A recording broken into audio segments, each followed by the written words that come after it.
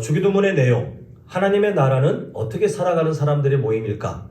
또 하나님의 나라는 어떤 하나님의 통치 방식이 적용되고 있는가를 계속 보다가 우리가 11절에 있는 오늘 일용할 양식을 주시옵고를 지금 우리가 세 번째 지금 살펴보고 있습니다. 이전의 내용 두 가지를 한번 정리해보자면, 간단하게 한번 정리해보자면, 첫 번째가 오늘 일용할 양식을 주시옵고의 간구를 하나님의 나라 백성들은 반드시 해야 되는데, 그 내용을 보니까 과거 출애굽 시대에 광야를 진행하던 이스라엘 백성들을 하나님이 어떻게 먹이셨는가? 예수님은 그 내용을 가지고 일용할 양식을 풀어 가시는 것을 보게 됩니다. 하나님이 매일 뭘 주셨죠? 만나를 통해서 넘치지도 않고 모자라지도 않고 딱 그 사람이 그 하루의 생명을 적당히 누리며 그래도 광야를 충분히 지나갈 수 있도록 일용할 양식을 주셨는데, 그 은혜를 바라보며 또한 그 은혜를 의지하고 살아가는 것이 바로 하나님 나라의 백성, 이 일용할 양식을 주시옵고라고 기도하며 살아가야 되는 사람들의 삶이다라는 것을 우리가 이 첫 번째 시간에 보았고요. 이전 시간은 만몬신 기억하시죠? 돈이 주인 되어서 예수님께서 이 11절 내용을 통해서 그 뒤에 보니까 확장된 설교를 6장 후반부에 하고 계시는데, 그 내용을 보니까 오늘 일용할 양식을 주시옵고라고 하는 진짜 그 삶을 살아가는 사람은 절대로 돈을 노예로 삼지 않는다, 이렇게 우리가 보았습니다. 그래서 예수님께서 경고하신 거, 두 주인을 섬길 수 없다는 것은 그냥 우리가 적당히 들을 때 두 주인을 섬길 수 없다가 아니라 인간의 삶이 그렇다는 거예요.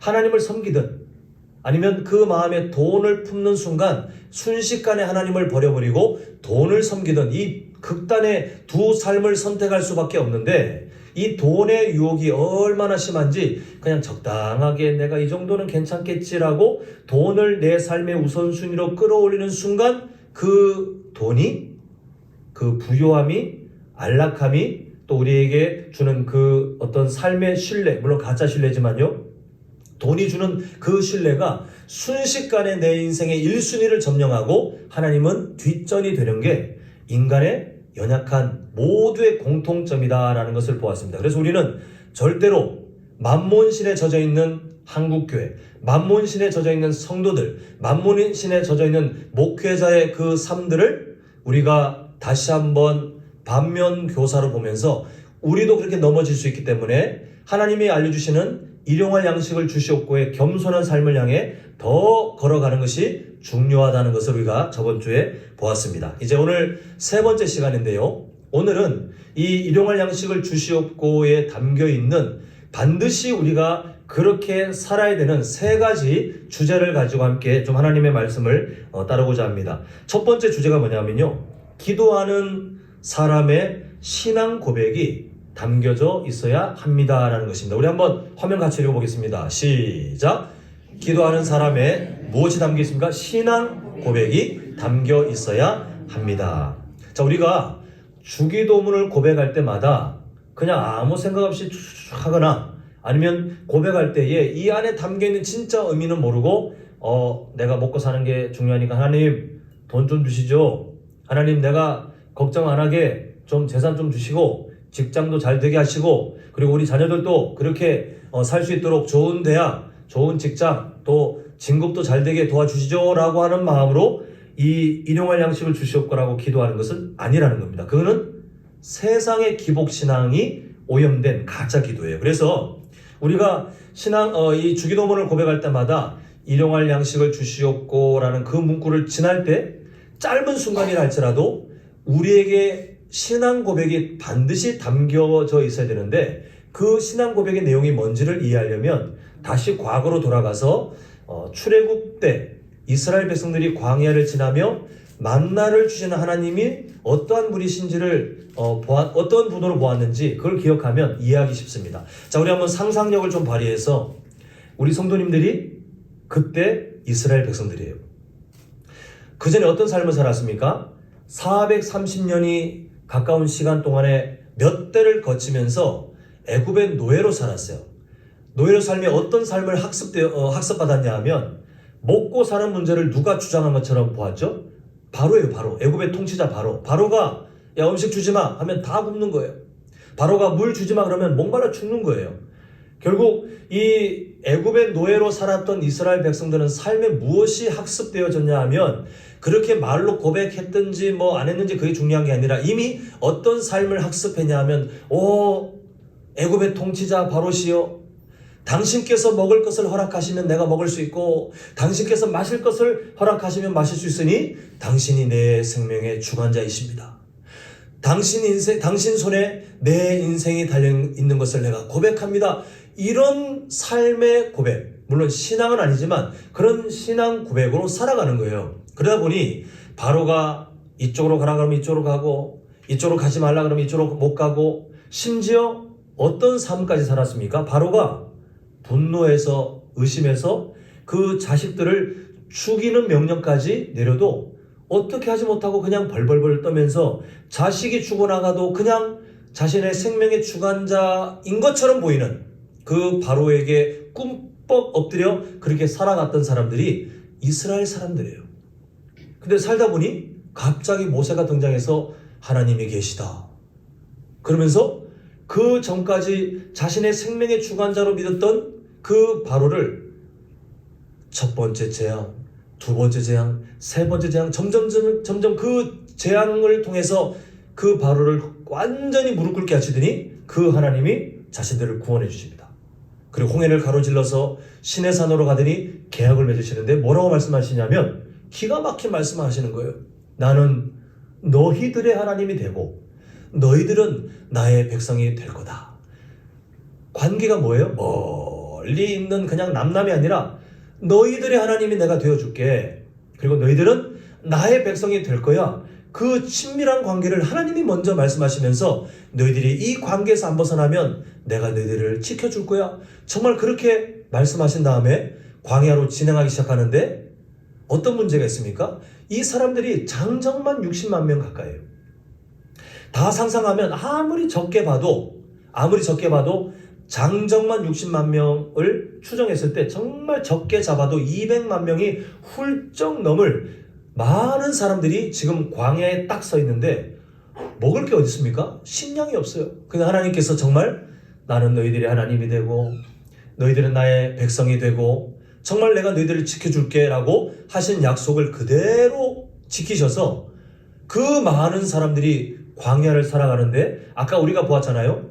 매일마다 모자르지도 않고 남지도 않고 딱 그 사람들이 살아갈 일용할 양식을 주시면서 광야에서 사는 동안 가나안 땅에 들어가기 직전까지 광야에서 사는 동안 절대 생존의 위기가 없도록 하나님이 먹여주시는 것을 보게 됩니다. 그렇게 살아가면서 이스라엘 백성들은 무엇을 배우냐면요. 그 과거에는 바로가 내 생명의 주관자, 바로가 먹여주시면 먹고 애굽의 그 통치자 바로가 마시게 하시면 마시고 그렇게 살아왔다라고 학습되었던 그 사람들이 살아가면서 무엇을 이제 배우냐면요. 하나님의 약속대로 정말 당신이 나의 하나님이 되시니 내가 오늘도 생존할 수 있고요. 내가 내일도 반드시 생존할 거고요. 앞으로 내 인생은 하나님 손에 달려 있습니다. 라고 하는 신앙 고백을 배우게 되는 거예요. 그 만나의 내려주심을 통해서 또 그 시간이 반복됨을 통해서 하나님이 나에게 그러한 분이십니다. 라고 하는 신앙 고백을 하며 살아가게 되는 것입니다. 결국 이스라엘 백성들은 하나님께서 넉넉하게 자 일주일치다 아니면 한 달치다 이렇게 주실 수도 있잖아요. 근데 그렇게 주지 않으시고 매일마다 일용할 양식 욕심내면 썩도록 하시고 그래서 매일마다 먹을 수 있도록 그렇게 훈련하신 이유는 이스라엘 백성들의 삶의 뿌리 깊게 내려져 있는 바로가 우리의 통치자였는데 애굽으로 가면 애굽에서는 우리가 참 배불렀는데 라고 하는 가짜 신앙을 다 떨쳐버리고 이제는 진짜 신앙 하나님께서 나를 살리시고 하나님이 나를 일용할 양식으로 하루를 살게 하시고 내가 지금 살고 있는 것이 내가 살아있는 것이 아니라 하나님께서 살려주시기 때문에 내가 지금 호흡하고 있습니다라고 하는 생명의 주관자 되시는 하나님을 삶의 신앙 고백으로 인정하도록 매일마다 훈련시키시는 하나님의 의도가 담겨져 있습니다. 우리의 삶도 마찬가지예요. 우리 성도님들의 지난 삶을 들어보면 그냥 뭐 노는 것 같았는데요. 이런 분 한 분도 안 계실 거예요. 삶의 위기도 경험하셨고, 그리고 때로는 하나님 앞에 눈물로 울 수밖에 없는 기도 제목들 다 경험하시면서 지금까지 그 믿음으로 신앙생활하고 계시고, 그리고 아마 지금도, 그리고 우리 예상해보자면 앞으로도 우리는 그저 소풍 나온 것처럼 룰루랄라 하다가 하나님 앞에 부름받을 인생은 한 분도 안 계실 겁니다. 우리는 항상 인생에 먹고 마시는 문제도 마주하고요, 또 삶의 그런 고민거리들을 마주하며 살고 있는데, 근데 그때마다 우리가 그렇게 살아가면서도 주기도문을 인생 가운데 우리는 종종 고백하게 됩니다. 예배를 통해서든 아니면 생각이 나서든 고백하게 되는데, 예수님께서 우리에게 주기도문을 알려주신 그 이유가 뭐냐 하면 바로 이 훈련이에요. 일용할 양식을 주시옵고 그 안에 담겨있는 의미, 과거 이스라엘 백성들이 만나를 통하여 매일마다 그렇게 훈련을 받아 올 수밖에 없었던 것처럼 여전히 하나님께서는 우리에게 멀리 계시면서 가끔씩 내가 문제를 갖고 와서 보따리를 풀면서 이거 어떻게 하실 거예요? 따지면 하나님이 머리를 긁적긁적 하시면서 내가 한번 힘써볼게, 이게 아니라 지금도 우리는 매일마다 만나를 주시는 하나님의 그 사랑처럼 매일의 생명을 허락하시고 살게 하시고 또 내일 하루의 생명을 허락하시고 살게 하시는 그 하나님을 동일하게 마주한다는 사실입니다. 우리는 결국 어떤 신앙 고백으로 살아가는 거예요? 광야를 지나갔던 이스라엘 백성들과 똑같은 신앙 고백을 하도록 하시는 것이 주기도문을 알려주신 그 하나님의 마음이고, 그리고 그 삶을 배워가도록 하나님은 때로는 우리를 낮추셨다가 때로는 우리를 하나님께서 높이셨다가 그 인생의 여러 굴곡을 거치면서 살아보니 내 하루가, 내가 그냥 살고 있는 내 생명의 주관자가 내가 아니라 오늘 하루도 하나님이 허락하셔서 내가 호흡했고, 여러 삶의 문제가 있지만 결국 그럼에도 하나님이 나를 살게 하시니 내 지난 삶이 지금까지 걸어왔고 앞으로도 나는 그렇게 살겠구나라고 하는 그 신앙 고백을 할 수 있도록 하나님은 지금도 우리를 인도하고 계세요. 그래서 우리 성도님들 앞으로 주기도문을 고백할 때마다 일용할 양식을 주시옵고 라는 고백을 할 때마다 무엇을 해야 됩니까? 자, 우리 다시 한번 제목 한번 읽어보겠습니다. 시작! 기도하는 사람의 신앙 고백이 담겨 있어야 합니다. 그래서 의미 없이 그 구간을 지나가지 마시고 할 때마다 맞습니다. 하나님은 나에게 일용할 양식을 주실 만한 능력의 하나님이고 신실하신 하나님입니다. 우리가 이렇게 고백할 수 있는 정말 참된 삶의 예배자가 되어 가시기를 간절히 소망합니다. 자, 두 번째 제목 한번 보겠습니다. 두 번째 제목 읽겠습니다. 시작! 신앙 고백대로 살겠다는 소원이 있어야 합니다. 네, 우리가 서원하면 일단 덜컥 겁이 나지만 서원은 있잖아요. 그냥 하나님하고 이렇게 말 한마디 툭 던져가지고 하나님하고 무슨 계약 관계를 맺은 것처럼 그런 의미가 아니라 서원은 정말 해야 할 것에 대한 약속입니다. 하나님을 우리가 어떤 말 몇 마디로 좌지우지할 수 있는 게 아니에요. 예를 들면 우리 부모님들 이제 그러실 분도 안 계시겠지만 과거에 어떤 분들은 정말 하나님을 사랑하는 마음이 넘치셔서 자녀의 의도와 상관없이 하나님 제 자녀를 목회자로 바치겠습니다 라고 하는데 하나님의 계획하고 안 맞으면 어떡하실 거예요? 하나님께서 그 아이의 인생에 대한 하나님의 특별한 계획을 하나님은 갖고 계시는 거예요. 그러면 혹시라도 우리 마음에 하나님 우리 자녀가 목회자로 헌신했으면 좋겠는데요, 그러면 그냥 그 마음 그대로 기도하시면 되는데요, 마치 어떤 충성을 보일 것처럼 그렇게 기도하신다고 해서 하나님이 그 말 몇 마디에 코 꿰인 것처럼 내가 다른 계획이 있지만 네 말 때문에 내가 너의 서원을 받아야 되니 내가 계획을 다 바꿀게, 그러실 분이 절대 아니에요. 그 서원은 결국 하나님을 내가 좌지우지하는 것이 아니라 우리가 하나님의 백성으로 반드시 해야 할 것에 대한 결단이, 목숨 걸고 해야 되겠다는 결단인데, 지금 이 주기도문에 일용할 양식을 주시옵고가 그 의미가 담겨 있다는 것입니다. 자, 아까 우리가 보았죠? 신앙 고백이 담겨 있어야 되는 구간. 하나님, 일용할 양식을 주시옵고의 그 고백처럼 하나님은 나의 생명의 주관자가 되시고 내 생명이 하나님께 달려있음을 믿습니다. 하나님은 그런 하나님이십니다 라는 신앙 고백을 해야 한다고 말씀드렸습니다. 앞으로 하셔야 될 거고 해오셨고 우리는 그렇게 살아가야 되는데, 자, 한번 여쭤볼게요. 고백은 그렇게 하는데 그렇게 안 살면 이 고백은 진짜입니까? 아니면 가짜입니까? 우리가 허구한 날 하나님은 나에게 일용할 양식을 주시는 분이시며 내 생명을 주관하시는 분입니다라고 말은 하고 있지만 실제 삶이 그 고백과 전혀 동떨어진 삶을 계속해서 유지하고 있다면 이 고백은 진짜일까요? 가짜일까요? 가짜예요. 그래서 우리는 서원하듯이 각오해야 돼요. 하나님, 저 이렇게 살고 싶어요. 하나님, 저 이렇게 살게요.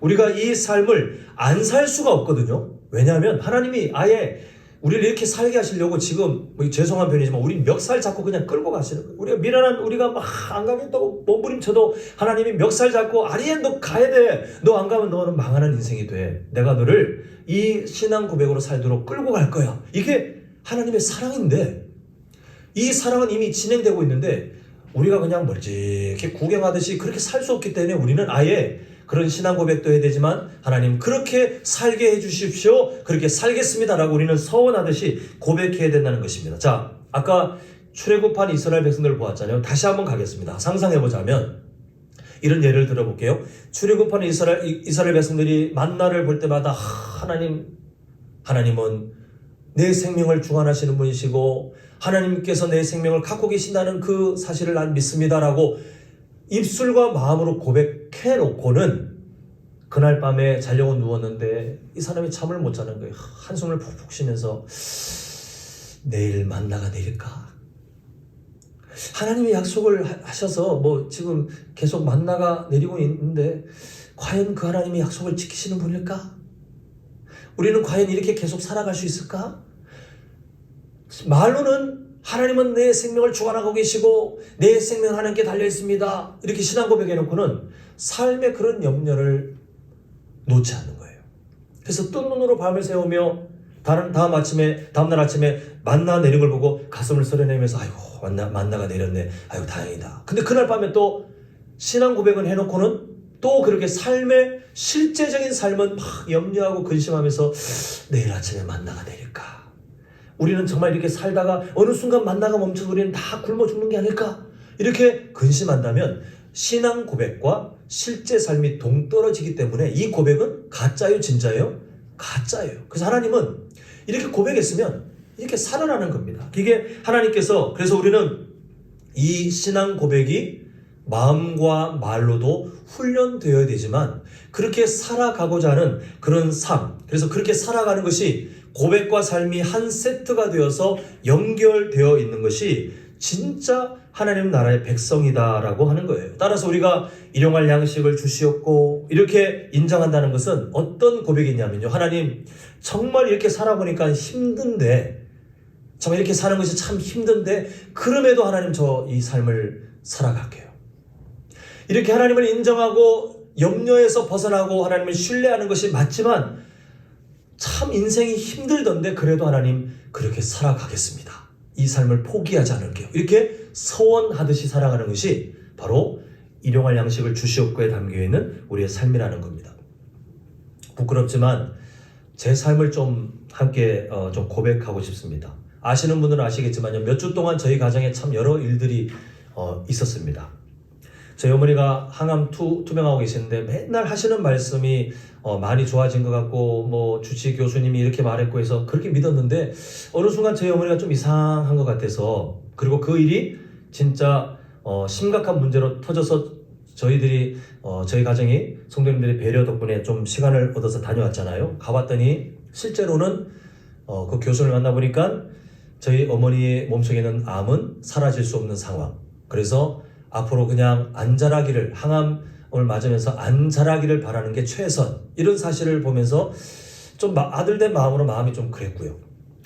근데 더 마음이 아픈 것은 그런데 저희 어머니가 치매가 많이 진행되셔가지고 이제 인지 능력이 많이 떨어지신 거예요. 그래서 주치의가 그렇게 여러 번 반복해서 말씀했지만 저희 어머니는 본인이 믿고 싶은 상상의 이야기를 만들어서 통화할 때 저한테 하셨던 그 의도적인 거짓말 아니겠지만 잊지도 않은 말을 하시면서 이제 다 나았다.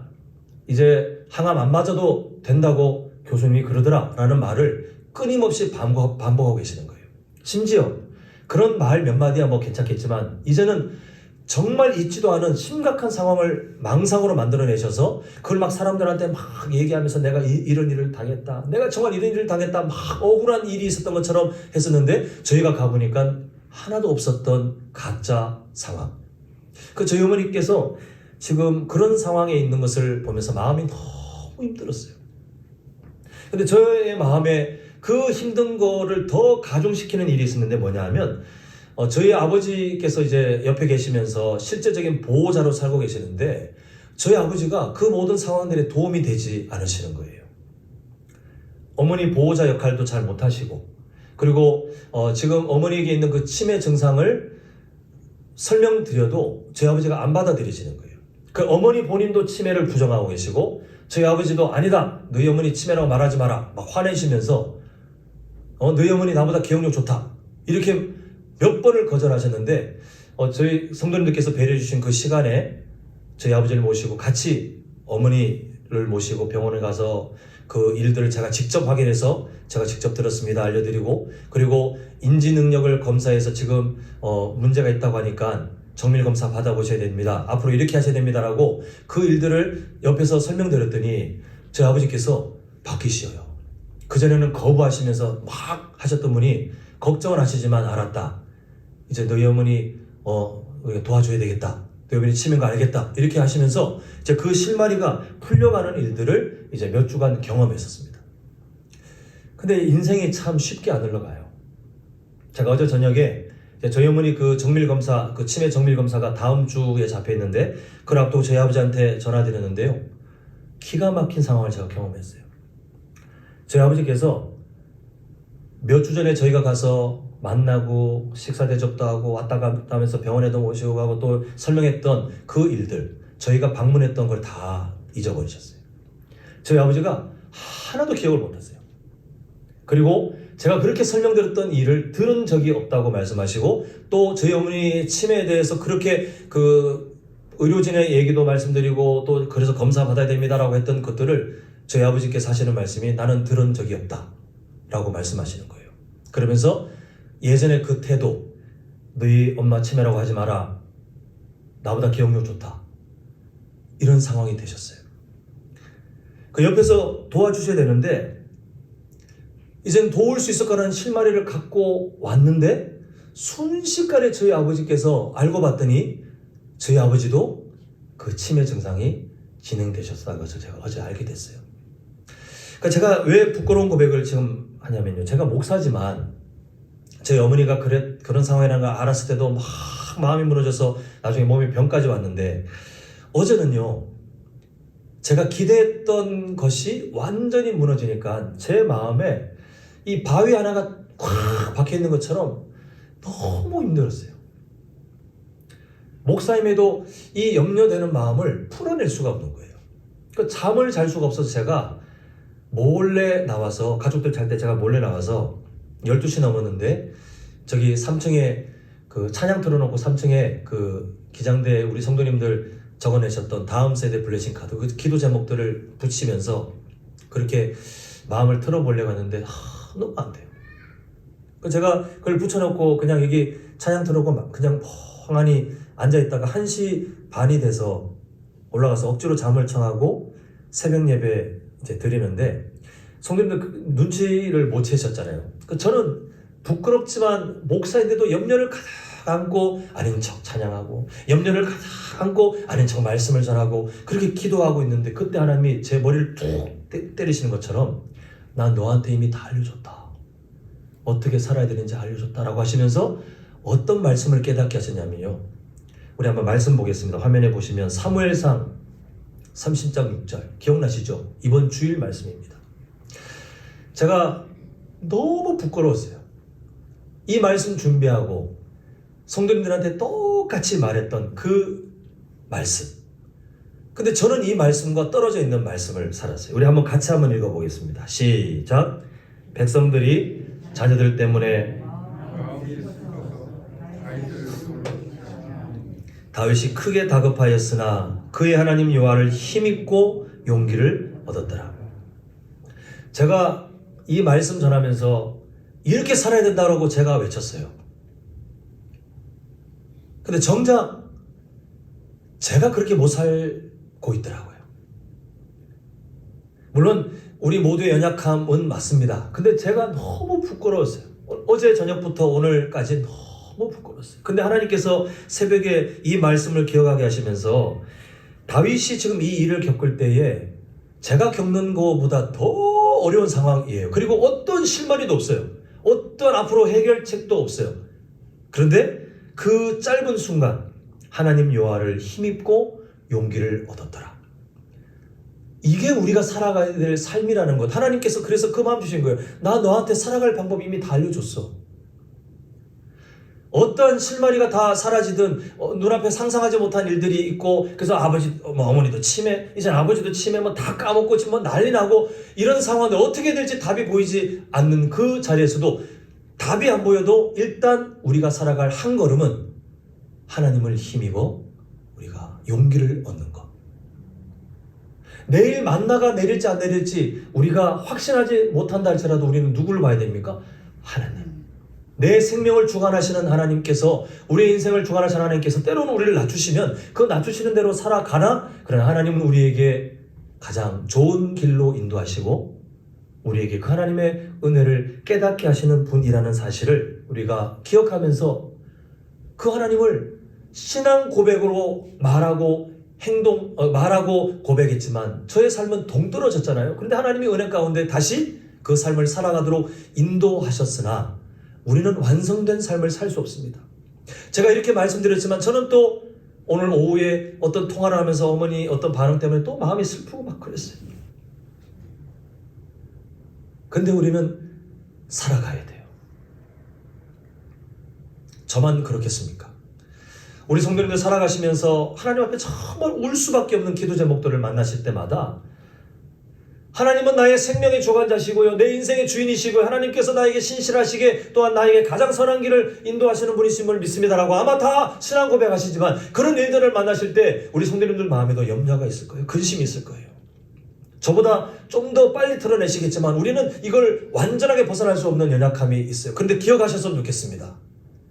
그래도 우리는 하나님을 신뢰하고 한 걸음 더 살아가야 돼요. 그게 그 신앙 고백대로 살아가는 거예요. 거창하게 어떤 문제가 있어도 나는 뭐 괜찮아. 아니요, 우리는 절대 그 삶을 살 수 없어요. 다만 우리가 염려가 생기고 근심이 생겨도 하나님으로 힘입어 용기를 얻고 한 걸음 더 걸어가는 것. 그때 하나님은 우리를 은혜의 자리로 반드시 인도하실 줄 믿습니다. 바라기는 우리 모든 성도님들 이미 그렇게 살아오셨으나 앞으로 더욱 오늘 일용할 양식을 주시옵고에 담겨있는 하나님 앞에 우리가 신앙 고백을 하는 것과 동일하게 삶으로 살아내는 그 거룩한 몸부림을 때로는 실수하신다 할지라도 포기하지 마시고 그 삶을 훈련받으셔서 천국 가는 그날까지 그 삶을 멈추지 않는 우리 모두가 되시길 간절히 소망합니다.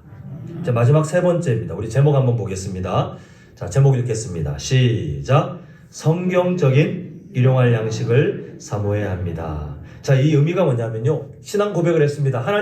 하나님께서는 나에게 일용할 양식을 주시고 내 생명을 주관하시는 것을 믿습니다. 내 인생 주님께 달려 있습니다. 그리고 금방 말씀드린 것처럼 그렇게 살아가야 된다는 것도 말씀드렸습니다. 그런데 내가 갖고 있는 일용할 양식의 그 의미가, 하나님 나에게 일용할 양식을 주셔서 한탕주의처럼 복권도 당첨되게 하시고 주식도 그냥 뻥뻥 터지고 땅값도 오르게 하시고 집도 잘 되게 하시고 승진도 되게 하시고 내 통장에 돈이 넘치고 내 자녀들도 탄탄대로로 이 세상 사람들이 부러워할 만한 그런 삶을 살게 해주시는 것이 일용할 양식입니다라고 믿고 있으면 그건 헛된 거라는 거예요.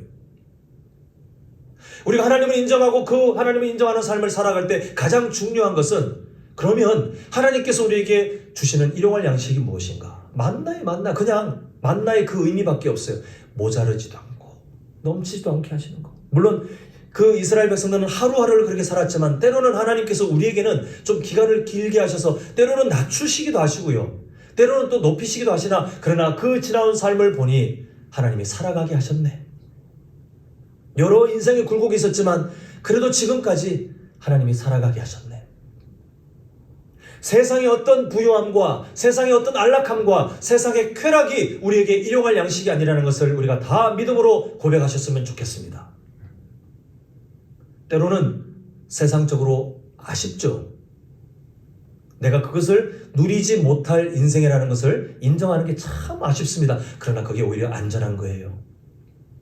하나님께서 내 삶을 하루하루 살도록 인도하시고 내 자녀들의 삶도 세상의 안락함을 가득 누리고 평안하게 살다가 망하는 인생이 아니라 하나님의 손에 이끌려 때로는 낮추시나 그러나 다시 회복시키시고 하나님의 그 은혜 안에 친밀한 관계를 누리도록 하시는 진짜 복, 진짜 평안, 그거를 배우게 하실 것이라는 믿음을 갖고 우리가 기도하며 살아갈 때에 그때 하나님의 능력이 나타나는데요.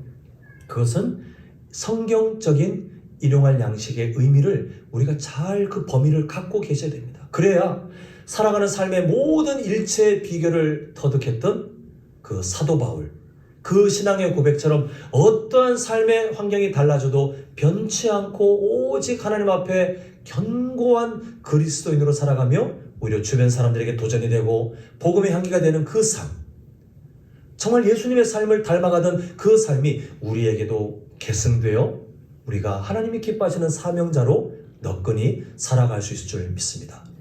우리 성도님들, 세상의 가치관에 우리가 유혹받지 말고 하나님께서 주시는 그 일용할 양식의 검소함과 살아가는 삶의 그 적당함을 우리가 겸허히 배우면서 하나님의 은혜를 누리며 절대로 하나님보다 앞서지 않는 지혜로운 우리 하나님 나라의 백성들 되시기를 간절히 소망합니다.